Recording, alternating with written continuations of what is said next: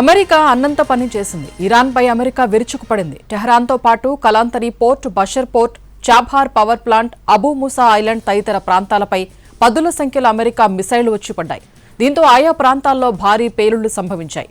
IRGC నౌకాదళానికి చెందిన భవనాలు, ఇతర మౌలిక సదుపాయాలు లక్ష్యంగా ఈ దాడులు జరిగాయి. అమెరికా దాడుల్లో ఒక పౌరుడు చనిపోయాడు. దాడులకు ప్రతీకారం తీర్చుకుంటామని ఇరాన్ ప్రకటించింది. ఇరాన్తో సీజ్ ఫైర్ తర్వాత అమెరికా జరిపిన అతిపెద్ద దాడి ఇది. అమెరికా దాడిలో ఈశాన్య ఇరాన్లోని రైల్వే బ్రిడ్జి ధ్వంసమైంది. హార్ముజ్ జలసంధి వద్ద అమెరికా దాడులు చేసింది. అమెరికా అన్నంత పని చేసింది. ఇరాన్పై అమెరికా విరుచుకుపడింది. టెహ్రాన్తో పాటు Kalantari port, Bashar port, Chabahar power plant, Abu Musa island తదితర ప్రాంతాలపై పదుల సంఖ్యలో అమెరికా మిసైళ్లు వచ్చి పడ్డాయి. దీంతో ఆయా ప్రాంతాల్లో భారీ పేలుళ్లు సంభవించాయి. ఐఆర్జీసీ నౌకాదళానికి చెందిన భవనాలు, ఇతర మౌలిక సదుపాయాలు లక్ష్యంగా ఈ దాడులు జరిగాయి. అమెరికా దాడుల్లో ఒక పౌరుడు చనిపోయాడు. దాడులకు ప్రతీకారం తీర్చుకుంటామని ఇరాన్ ప్రకటించింది. ఇరాన్తో సీజ్ ఫైర్ తర్వాత అమెరికా జరిపిన అతిపెద్ద దాడి ఇది. అమెరికా దాడిలో ఈశాన్య ఇరాన్లోని రైల్వే బ్రిడ్జి ధ్వంసమైంది. హార్ముజ్ జలసంధి వద్ద అమెరికా దాడులు చేసింది. ఇరాన్పై అమెరికా మరో విడత దాడులు చేసింది. ఆ దేశంపై విరుచుకుపడతామని అమెరికా అధ్యక్షుడు డొనాల్డ్ ట్రంప్ ప్రకటించిన గంటల వ్యవధిలోనే ఈ పరిణామం చోటు చేసుకుంది. హార్ముజ్ జలసంధిలో నౌకలపై దాడులకు ప్రతీకారంగా ఈ చర్యలు తీసుకున్నట్లు అమెరికా ఆర్మీ వెల్లడించింది. హార్ముజ్ జలసంధిలో అడ్డంకులు సృష్టిస్తున్న ఇరాన్కు తగిన బుద్ధి చెప్పేందుకు తమ బలగాలు దాడులు చేశాయని యుఎస్ సెంట్రల్ కమాండ్ ప్రకటించింది. మంగళవారం 3 ట్యాంకర్లపై దాడుల అనంతరం ఇరాన్కు అమెరికా అధ్యక్షుడు సీరియస్ వార్నింగ్ ఇచ్చారు.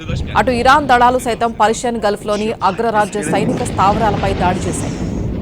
ఇరాన్పై అమెరికా మరో విడత దాడులు చేసింది. ఆ దేశంపై విరుచుకుపడతామని అమెరికా అధ్యక్షుడు డొనాల్డ్ ట్రంప్ ప్రకటించిన గంటల వ్యవధిలోనే ఈ పరిణామం చోటు చేసుకుంది.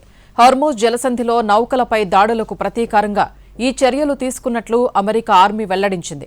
హార్ముజ్ జలసంధిలో అడ్డంకులు సృష్టిస్తున్న ఇరాన్కు తగిన బుద్ధి చెప్పేందుకు తమ బలగాలు దాడులు చేశాయని యుఎస్ సెంట్రల్ కమాండ్ ప్రకటించింది. మంగళవారం 3 ట్యాంకర్లపై దాడుల అనంతరం ఇరాన్కు అమెరికా అధ్యక్షుడు సీరియస్ వార్నింగ్ ఇచ్చారు.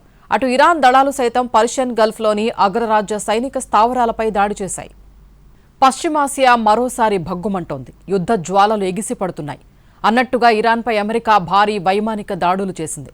మిలిటరీ టార్గెట్లే లక్ష్యంగా మిసైళ్ల వర్షం కురిపించింది. కాల్పుల విరమణ ఒప్పందం ముగిసిన కొన్ని గంటలకే అమెరికా అధ్యక్షుడు డొనాల్డ్ ట్రంప్ ఇరాన్కు డెడ్లీ వార్నింగ్ ఇచ్చారు. ఈ రోజు రాత్రి ఇరాన్పై భీకర దాడులు చేస్తామని హెచ్చరించారు. ఇరాన్ చాలా దారుణంగా ప్రవర్తిస్తోందని, హర్ముజ్ జలసంధి దగ్గర నౌకలపై డ్రోన్లు, క్షిపణులతో దాడులు చేస్తోందని అన్నారు. అందుకే ఇరాన్ పౌర మౌలిక సదుపాయాలపై దాడులు చేస్తామని, ఖర్గ్ ద్వీపాన్ని స్వాధీనం చేసుకుంటామని అన్నారు.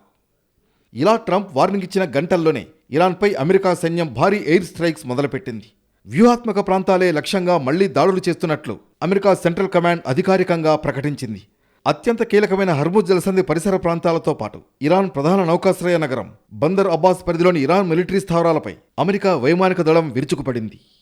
Iran air defence systems, command సెంటర్లు, క్షిపణి నిల్వ కేంద్రాలే టార్గెట్గా ఈ దాడులు సాగుతున్నాయి. హర్ముజ్ జలసంధిలో వాణిజ్య నౌకలపై జరిగిన దాడులు, చమురు విక్రయాల లైసెన్స్ రద్దు వంటి వరుస పరిణామాల తర్వాత అమెరికా ఈ స్థాయిలో ఎయిర్ స్ట్రైక్స్కు దిగడం అంతర్జాతీయంగా కలకలం రేపుతోంది.